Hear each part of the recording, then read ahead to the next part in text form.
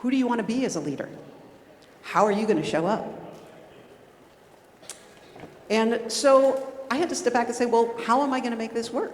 I thought of myself as this little pawn on the chessboard. But really, I needed to change how I saw myself to show up as a queen. I needed to shift my self-identity from a champion of the small guy to a tough-edged business leader. And that was uncomfortable for me.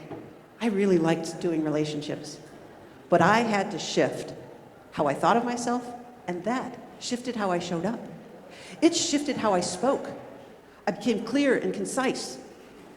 I used pauses to project power. It changed the language that I used. I started telling more stories so that my information was impactful and memorable to my team.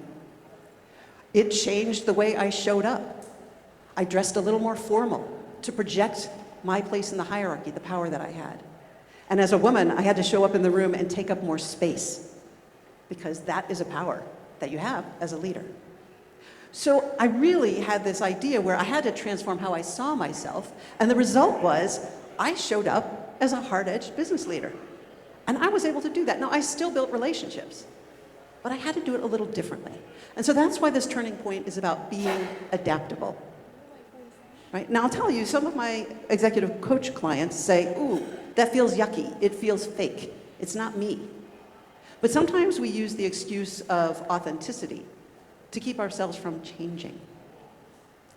And so I would offer that you don't have to change your core values. I shifted from being a champion of the little guy to being a hard-edged business leader. But my values about the power of relationships, my value about being fair, my value about collaborating, those all stayed the same. So the analogy